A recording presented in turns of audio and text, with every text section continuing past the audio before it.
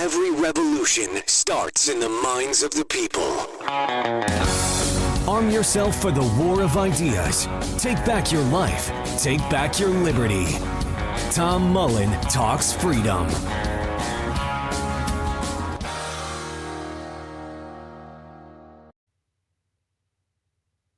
Hello, everyone, and welcome back to Tom Mullen Talks Freedom.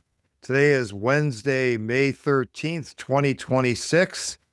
It's been a couple of weeks, and I apologize. Sometimes life, business gets in the way. And frankly, I was kind of waiting on some days for some kind of development in the Iran war, which is one of the things I'd like to talk about today. Not the only thing. But really, I think we've entered the phase where we're not going to see a lot of developments for quite a while. And the reason for that is we're at a phase now where, I can't remember what the 4 or 5 stages of grief are, where there's denial and then there's fighting. And I don't remember them off the top of my head. But we're at a point now where President Trump will go on pretending that he's negotiating with Iranians who aren't even talking to him or his administration, at least not directly, for as long as it takes to realize that there is not going to be a resolution that is anything close to what the administration would find acceptable. Okay. And more specifically, the Iranians are never going to agree that they're not allowed to enrich uranium anymore. In fact, they floated the idea of enriching their weapons grade at this point because they feel, and I think quite correctly, that they're in the position of strength. But just to round out that list, they're not going to give up their missile program. I don't know whether they'd say they'd stop supporting the proxies or not, probably not. That might be negotiable. But they're never giving up their missiles. They're not giving up enrichment. They're not going to hand over their uranium. And so Trump is out here trying to manage this situation. And he's trying to employ the usual bullshit that has worked pretty well for him during his entire political career and perhaps even in his business career. I didn't follow it that closely other than reading the headlines about the bankruptcies. But he's, first of all, just to clear the air on a couple of things, there are no negotiations going on the way you and I would think of negotiations, where I'm sitting here at this desk and you're in a chair on the other side, and we talk to each other and we argue and we show each other maybe some written materials and we review them and nothing like that is going on. At the very most, the U.S. sends an email to Pakistan, and Pakistan passes it on to the Iranians. And some of those, from what I understand, the Iranians just don't even bother to respond to. And then when they feel like there's one worth responding to, they send a response. And this is the talks that Trump has claimed are going on since early in the war, which I will remind you started on February 28th. And according to Trump, was won by March 1st or 2nd. It was all over. We won.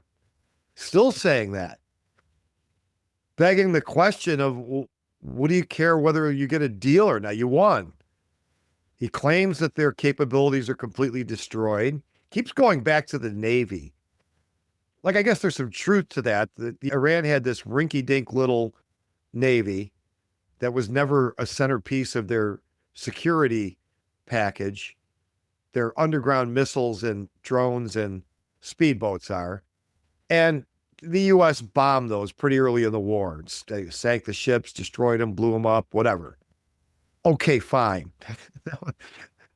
So what? That was never had. As I've said on previous podcasts, Iran kind of had that baked into the calculations. Iran had that baked in. We're going to lose our ships. Okay, we'll fight the best we can. And we're going to lose a lot on the surface when the U.S. gets around to attacking us, which they did. But the problem is the strait is still closed. Now, we have this persistent problem of not knowing exactly what's happened, because you can't really believe the Iranians 100%, although they seem more reliable as far as reporting the facts. And of course, you can't believe the administration. Now, they started this Project Freedom, I think, beginning of last week. And Trump said he was going to escort, kind of innocent bystander vessels that just happened to be trapped in the strait, nothing to do with the conflict, not U.S., whatever. We're going to do this. We're going to escort them out. And what you would think that means is that U.S. warships are going to go into the Persian Gulf, which means they have to pass through the Strait of Hormuz and, one on each side of the rescued ship, and they're going to sail them out through the strait again and back out into the Gulf of Oman and, out into the open ocean. So did that ever happen? Because one of the things in the press release about that said it could be escorting ships physically, or it could be giving them coordinates by radio. So, and one of the things people like John Mearsheimer, and especially John Mearsheimer, have been saying is that the U.S. ships are hundreds of miles away from the Strait of Hormuz, because if they get any closer, as he likes to say, they'd be sunk to the bottom of the Jolly Roger. So as much as I think that Mearsheimer's take in general is correct on this war, that, I don't know if that particular claim is true. So I can't get a straight answer. Did U.S. ships actually, during the 2 days of Project Freedom, DUMB, did U.S. ships actually sail through the strait? Is that where they got attacked? Were they just approaching the strait when they got attacked? Now, there's conflicting claims about what happened with those attacks. The Iranians said they caused heavy damage. The U.S. had to withdraw. The U.S. says, no, we had no real damage, and we blew away their 8 speedboat joke Navy, whatever. So, again, I don't know what's true. And I don't know if we'll ever know what's true about that. It could very well be that the 3 destroyers were able to get through the strait without being sunk or heavily damaged. It might be that they never even got that far. They could have just been on the radio with ships coming through. No idea who to believe. But what we can say is this: the project ended after 2 days. No more. And there was a story going around that, well, the real reason that the project ended was because Saudi Arabia was upset about it and said that the U.S. couldn't use their bases for anything related. And again, I think that happened.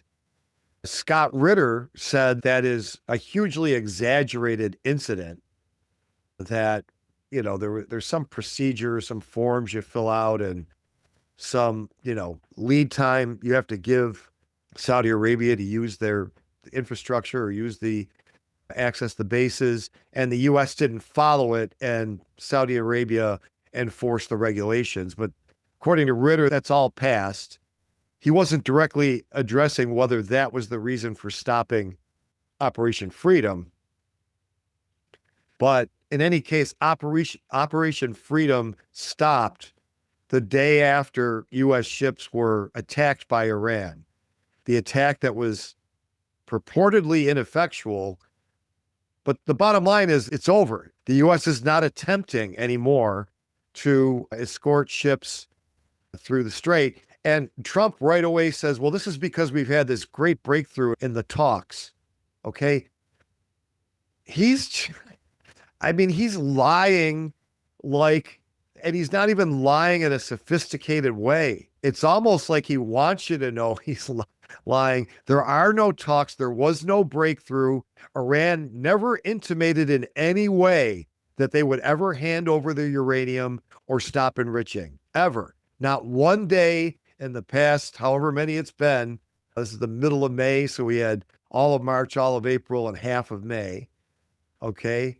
The last 70 plus days, not on one of them did Iran ever offer to any of the major U.S. concessions.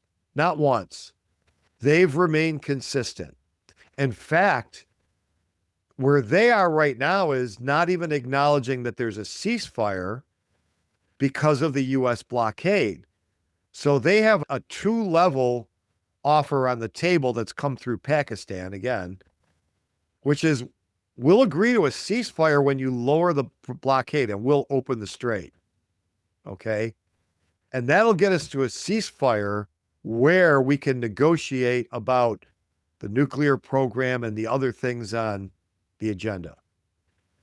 So that's where they are. And that hasn't changed either since the blockade started. So every time Trump comes out and says, oh, they made us an offer, they've agreed to almost everything. They've never agreed to a single U.S. demand, ever. So it's just startling that he can come out and say this. And the press, the legacy media who hates him, you know, they do call him a little on some things or question a little bit, but the extent to which they repeat the narrative that there's some kind of intense negotiation going on, that Iran has been devastated by this, they've been damaged, and the blockade will cause suffering. Some, they're going to get around a lot of it. But this idea that they're on the ropes, and but for the fact that their leadership is so decimated, we'd have a deal already. They just, we can't even find people to negotiate with. This is all complete bullshit. So Trump's in a spot now where, he keeps making this shit up and then talking tough. And the stalemate is partially because there's no more real military targets to hit above ground for the Iranians. They've done that, and I assume they've done a good job destroying or at least damaging severely Iran's above ground military capabilities. And let's not forget that Iran has done the same thing to U.S. military capabilities in the region. Like the U.S. bases are complete wreckage. And it's so undeniable that even CNN did a story on this and showed, the damage that has been done to the U.S. bases. Now, they were evacuated. As far as I know, most of them were evacuated when this happened.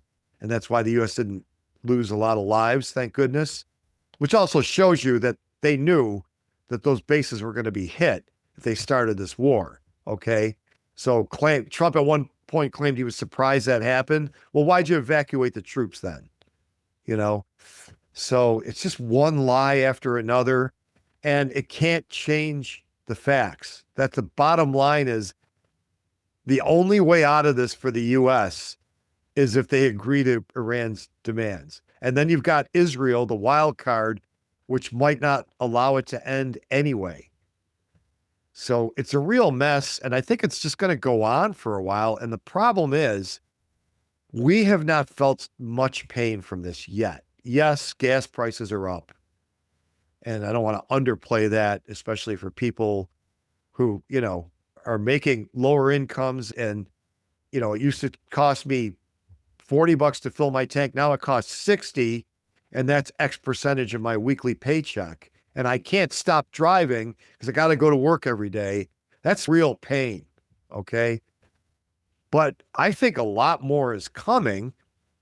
So I tried to get an idea of how many ships were going through the Strait of Hormuz before February 28th. And the best numbers I could get were 100 to 140 ships. So call it 120 average, whatever. You could say conservatively 100.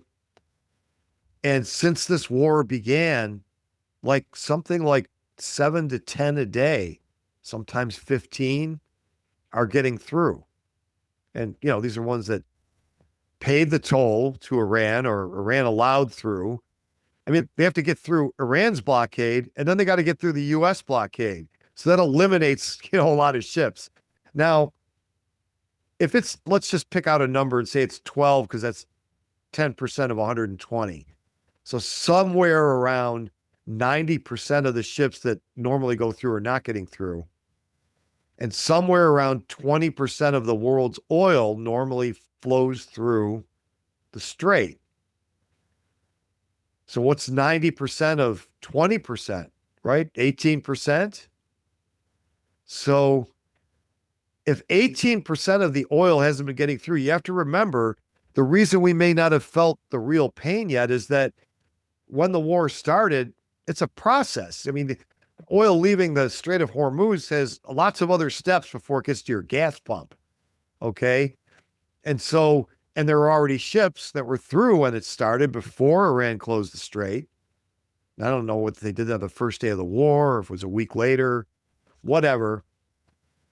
But the supply that had already left, we're still living on that as I record this.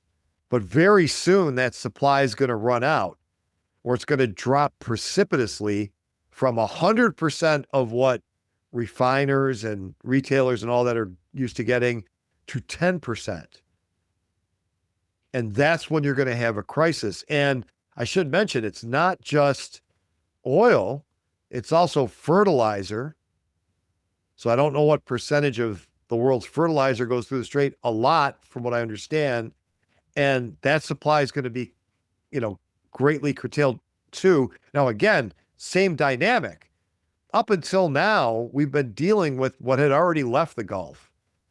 And even as the war started in its first several weeks, shipments are still arriving of everything because it takes a while for them to get here or to wherever their destination is. But that's going to run out. And there's no way to replace the 3 months that were lost, right? I mean, just saying if the war ended in 2 weeks and it was a total of 3 months, that's a shock that's going to hit the global economy, including the US economy. And again, you have to remember, well, we still got 80% left. No, economics happens on the margins. You can't stress that enough. The lifestyle we live is all based on maximum efficiency, maximum supplies, right? To meet our very high demand. And when you start trimming off 10% of that, it is a bigger shock than like, I'll only have 9/10 of my lattes this week. It's not going to be like that. Okay. Economics happens on the margins. And when we're not maximizing anymore, this is going to have an exponential effect on the economy. So we'll see. I mean, it's all going to play out sooner or later, and it probably should play out relatively soon. And who knows where Trump's going to go. The other thing I wanted to mention is that it's been quite a while too, where if you remember the civilization that was going to end overnight in early April on Easter Sunday, and I think April 7th might have been Easter, so somewhere around there this year. So we're talking over a month ago.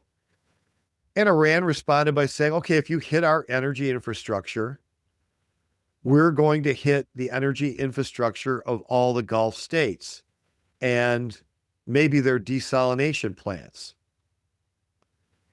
I mean, basically, they're going to cause a humanitarian disaster in those countries. Those countries will, for all intents and purposes, cease to exist if that occurs. So Trump knows this, so he can't really do the end their civilization move, hit their energy infrastructure, because then it won't be like delays in supply. It will be supply destroyed for an extended period of time. So we've been in that stalemate for a while. I mean, that's been the status quo for several weeks. Trump keeps making up this story like new developments are happening, but no new developments have happened. I guess that's where I'm going with this. It's been the case that the only card left in the U.S. bag of tricks, and it's a weak card, is to escalate the violence further, to start bombing again. And if they do that, Iran is going to make the pain worse for the whole world, including the U.S. And of course, they're suffering from everything that's happened. but they're used to suffering. I mean, there's been sanctions on Iran for this entire century and some even before. So, I mean, they've gotten around a lot of those, and they're still getting around the blockade to some extent. Don't forget, there's a huge rail line. It's part of the whole Belt and Road initiative that runs from Iran to China. And they're exporting their oil on that rail. The Israelis hit it, part of it at one point, and I'm sure that's repaired by now. So there are other options here, but they're definitely suffering. And like I said, we're not used to suffering in the United States. And the United States doesn't have poor people, by the way. We have rich people, even richer people, and then ridiculously rich people. That's what we have compared to the rest of the world. If you've traveled at all, if you've gone to Latin America, to South America, if you've gone, overseas, you know what I'm talking about. We what we consider poverty, it would be middle class in a lot of countries in the world. So we're not ready for this, believe me. So we'll see. I mean, every day, it's like, will he, won't he, will he, won't he? I don't think he wants to. I think he understands the consequences of upping the escalation, but he's searching around for a way out of this. And there doesn't seem to be one. And this could drag on. I mean, we could be talking about this Iran conflict a couple of weeks from the midterms. And boy, oh boy, it might be real unpopular by then, because you will really be feeling the economic pain by then, probably before then. So it'll probably by the midterms have had time to really heat up the anger. So we'll see. In the meantime, speaking of the midterms, the president has another plan, and this one's about housing. And one of the things I've mentioned before about Trump is that, like, going into this, I wasn't real hopeful that we would have, anything like a Ron Paul in the White House with Trump. His whole economic outlook is completely idiotic. And I knew that going in. And I really was not looking for this transformational foreign policy either. What I said, and I believe I said this on the Case for Trump podcast I did right before the election, I did one case for Trump and a case for the Libertarian candidate, Chase Oliver. So I did both so that, we could just talk about the pros and cons of each candidate. I didn't bother with Kamala Harris, who's looking better now. I mean, she's not looking good, but she's looking better. But what I always thought was we're going to have complete economic stupidity, which we get with the Democrats too, but it's different. We're going to get a different brand with Trump. We're going to get the right-wing version, which for hundreds of years has been mercantilism and regulation and interference and, a guy with a bullhorn yelling orders, okay? Which is all terrible, which all makes us poorer, makes our lives more miserable. So no good on the economic front. But I thought we would have the marginally better foreign policy. And even there, I was expecting the status quo on the Middle East because of Israel. All right. We're going to get the Biden policy, which is not good, but okay, that's a draw. And then we might get an end to the Ukraine war, or at least a good faith effort to try. And I think Trump would claim he made that good faith effort. Now, of course, he made that good faith effort under the either delusional or completely dishonest facade that the U.S. is some disinterested third party just trying to make peace between two obstinate nations, when the U.S. is a party to the conflict. I can't forget that Daniel McAdams was on the podcast here talking about this a couple of years ago now, I think. And he made this point. He wrote a great article about it. And he said, it's like, you're having a boxing match and the referee just starts punching one of the boxers. The U.S. is not a mediator in the Iran conflict. It's on the losing side. The U.S. started the war, a proxy war, but nevertheless, and it's lost that one. It's over. It's just a matter of, it's a matter of facing reality. Now, Russia has sat down and they're basically defending the territory that they took in the first few weeks of the war. It's kind of a banana shaped strip of land that starts up near Kharkov and comes all the way down to Kherson. And of course, they don't have possession of Kherson as far as I know right now. But that whole section of Ukraine, it's got Mariupol in the middle. That's all Russian speaking. They conquered that very early, and they really haven't tried very hard to expand on that, at least not yet. And they're just sitting there mowing down Ukrainians as the Ukrainians try to attack them. And it's quite tragic for all concerned. The Ukrainians are not people to be messed around with without a good reason. They are fighters. They have been for hundreds of years, thousands of years, maybe. And, they're the victims in this as well. They're the victims of a proxy war started with Russia, which Russia responded to. And, they're in the middle, the people. Now, the government of Ukraine is a U.S. puppet, basically.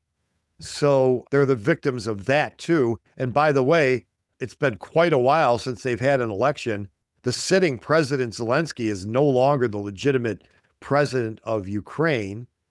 So it's really a mess. And I don't see that ending anytime soon. The Europeans have been giving the Ukrainians some technology that's allowed them to hit targets well inside the Russian, homeland. And that's causing some problems, but it's not going to change the outcome of the war. All it could do is provoke Russia into perhaps escalating to take more territory. But I think that one is, again, in the same place that it was, as the Iran war. The losing side's going to have to face reality. And when it does, there's going to be a political solution, and the winners are going to have the spoils, the winners being Russia. It's going to keep all the territory it has, and we'll see what other concessions it gets about, Ukraine not joining NATO, maybe not joining the European Union, whatever. Okay. So, to get back to my point, we got nothing really on Ukraine except this diluted effort. And we didn't get the status quo in the Middle East. We got worse than Biden. We got the Iran war. As bad as Biden was funding the Gaza genocide, he didn't invade Iran, and neither did Obama. And Bush, imagine not being as smart as George W. Bush. They talked George W. Bush out of doing this because of exactly what has happened since Trump did it. They were talking about the Iranians closing the strait and causing huge casualties to our soldiers, on the Iran border decades ago.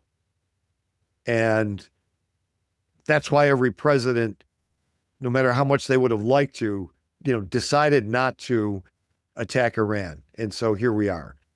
So a colossal blunder. That's not even, those words aren't even adequate to say what a mistake this was and how bad it's going to be for the Republican Party, which, I don't like the Republican Party, but I certainly don't want to go back to basically what we had with the Biden administration, but I think it's coming back.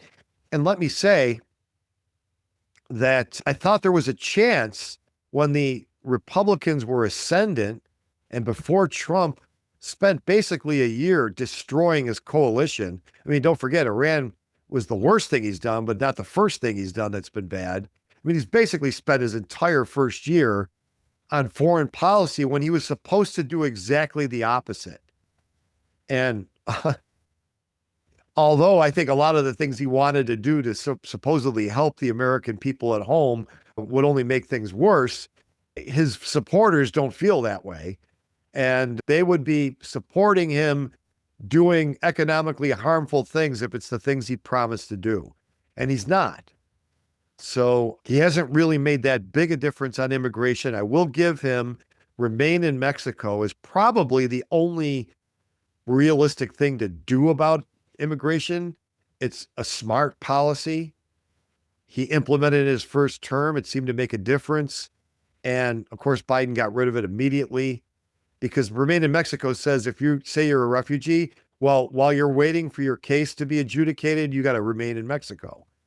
So most illegal aliens don't just storm the border and run for it. Most of them come in, claim they're a refugee, and just never show up for their court date. And they never see him again.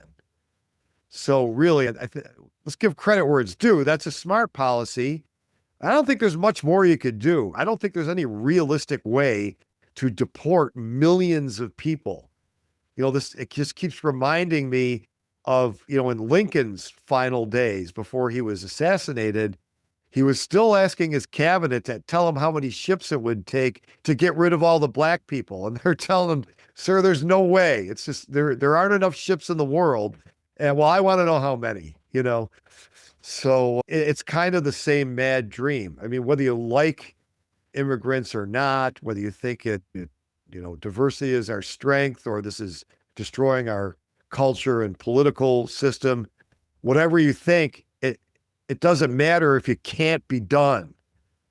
And I just don't think that, Trump did some high profile roundups, but you're talking hundreds or thousands of people. Okay. 1 million is 1,000,000. Just think about it.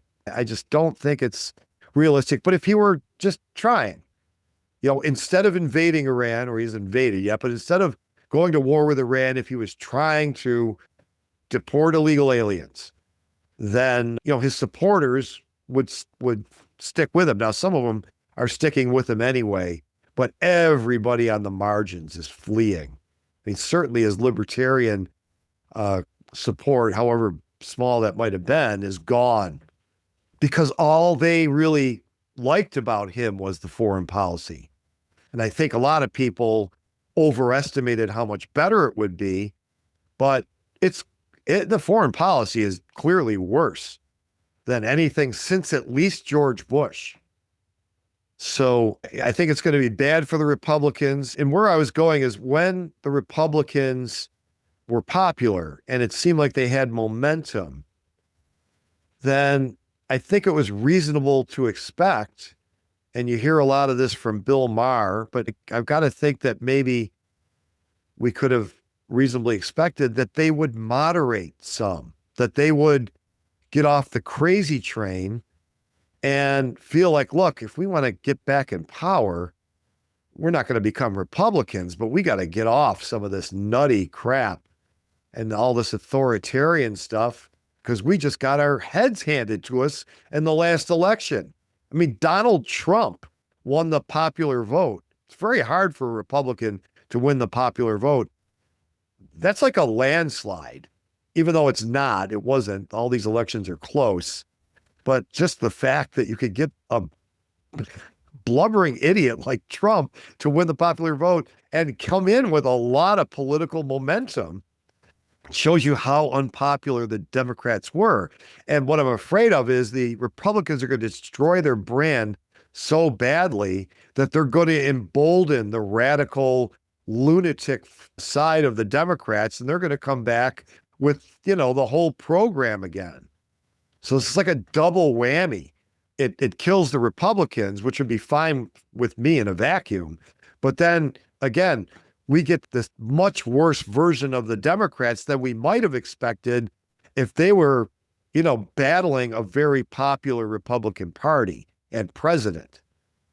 They moderate, not because they're honorable people, but because that's what politicians do. They do what they have to do to get back in power. So this is a disaster on so many levels. And now it might be a disaster that just keeps unfolding slowly over weeks and months. We'll see. The other thing I wanted to get to, that Trump is trying to do something he thinks is good for the average American, which, is going to, of course, cause more pain. Any president who gets involved in the economy, no matter what he does, unless it's like repealing something, is causing more damage, is making things worse. But of course, Trump can't just be the average president making our lives a little more miserable, making things a little more expensive.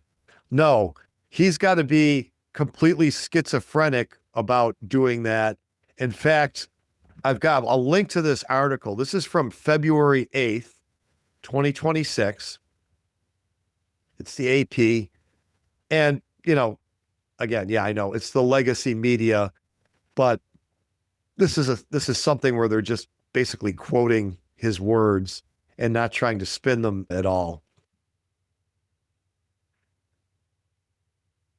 But basically the headline, again, February 8th, okay?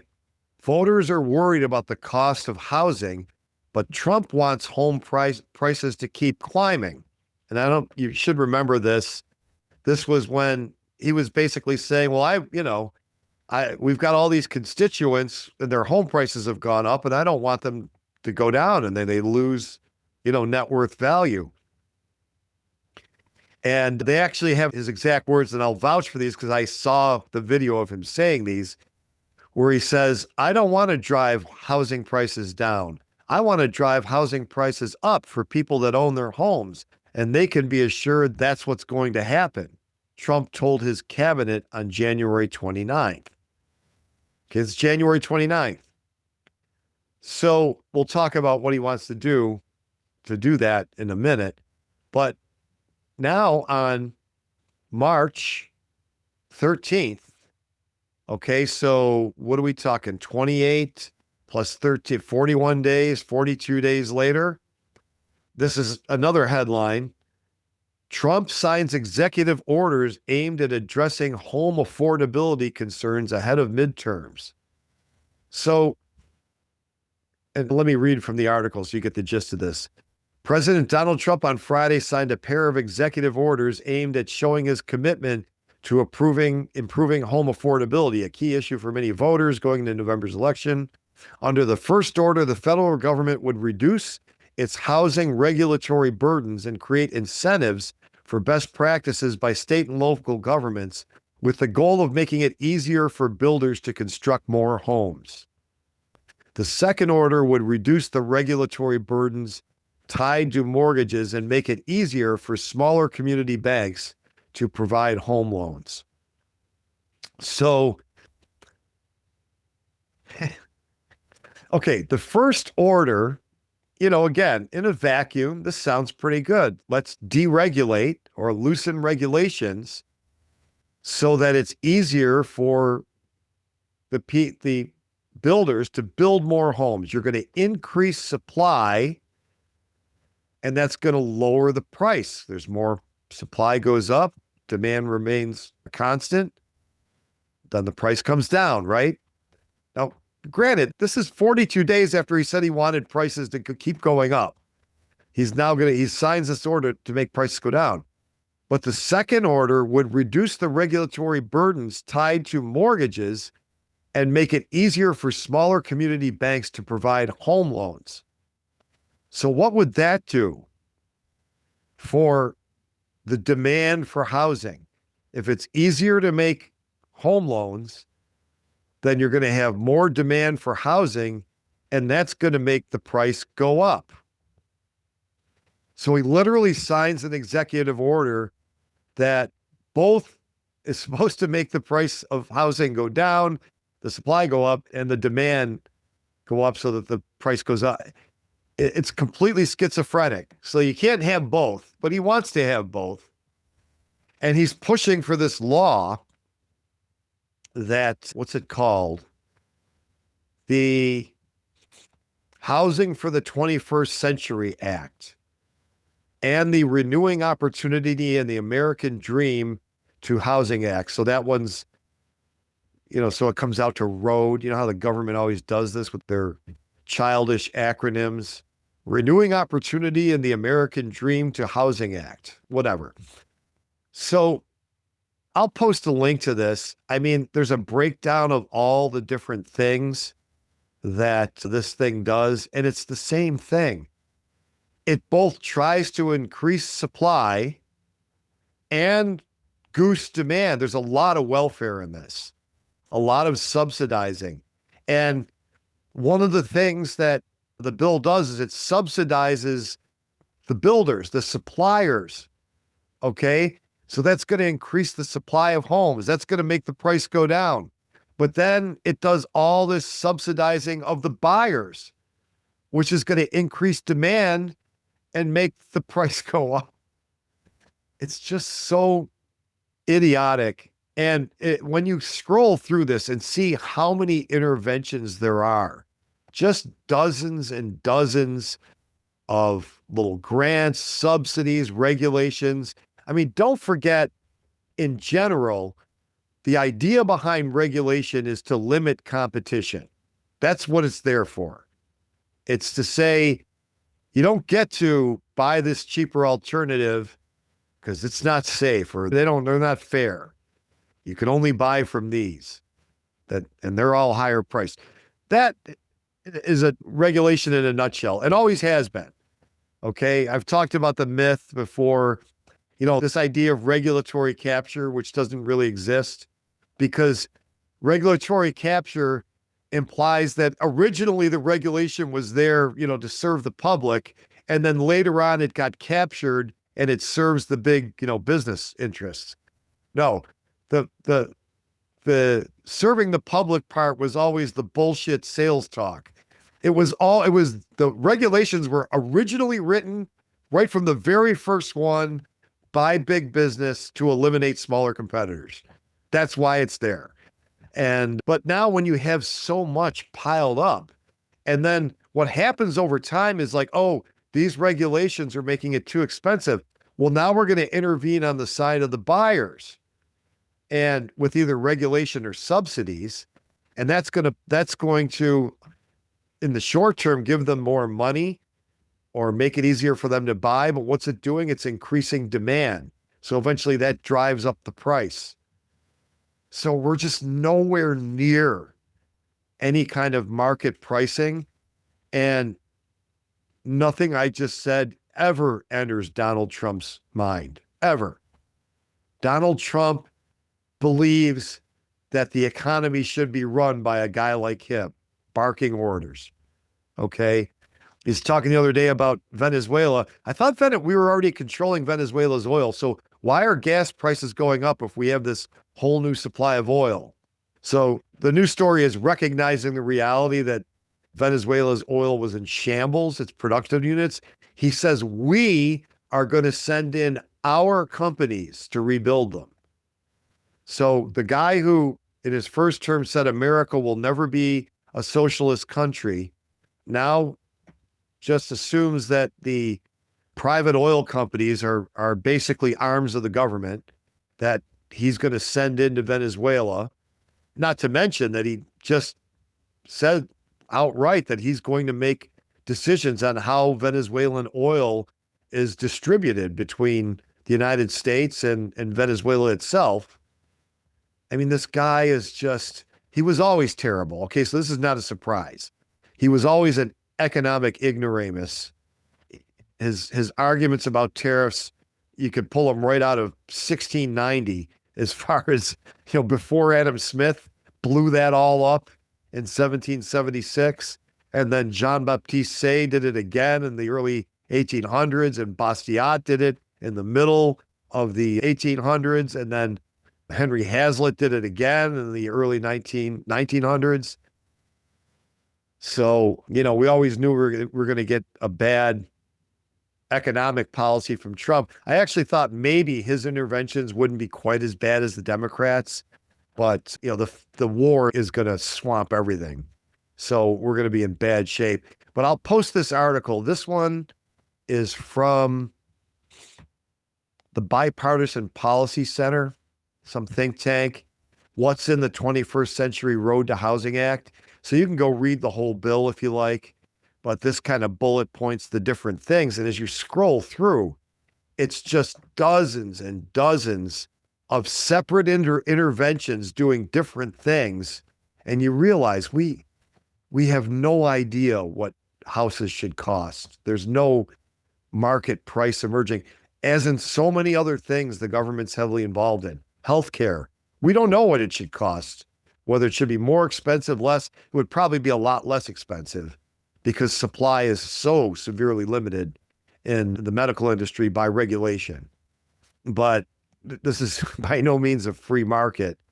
Where you find a free market is out there where in sectors where the government isn't involved because it's so new that they don't know how to regulate it yet. Or this is what the internet was in the 90s. And the Republican Congress was just coming out and saying, we don't know how to regulate this. And I was saying, yeah, that's why it's working. So Trump's going to try to ram this bill through. And he's already written these cockamamie orders that, I don't know if they'll cancel themselves out, if the effect of the loosening supply will be greater than the effect of goosing demand. Who knows? It's all retarded. And, we'll have to see if this even makes it through before the midterms. And of course, I don't think we'll see the effect of this until after, but it'd be something that he could trumpet close. We passed this and you're going to see great things from this very stupid bill that we passed for our completely confused housing market. So we'll keep tabs on Iran. We'll keep tabs on this. And let's see where Trump goes from here. I'd love to see him just get bored. He said, by the way, right out, he said in a press conference, hey, I think Iran thinks I'll just get bored with this and go away, but I'm not going to. And of course, again, that's bullshit. He can't leave. It's like when Sonny locked the door, remember, in the Bronx Tale, and said, now you just can't leave. And that's where he is right now. And he's trying to find another door. And there ain't one there. So we'll see. Hopefully, the best thing would be,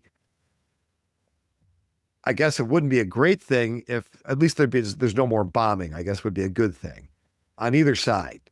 But until the standoff, the strait's completely open again, we're in for a lot of economic pain, and that's the bad news. So listen, if you haven't already, subscribe to the podcast. If you're listening, as most of you are, on some kind of audio platform, there is a video platform out there that you can listen or that you can watch. There's a link to the YouTube version of this podcast on the show notes page. And make sure that you share that with a friend. And if you haven't already subscribed to my email list, I suggest just go to itsthefedstupid.com. It's the Fed Stupid. You go there. You sign up on my email list and you get a free copy of my book, It's the Fed Stupid. I recently kind of skipped through again and I couldn't remember if it was any good or not, but I was pleasantly surprised. So, I'd started to think, the book's getting a little older, but some great stuff in there.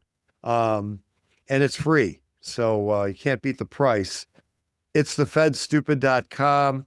And of course, you'll find everything else Tom Mullen at tommullentalksfreedom.com. Thanks for listening.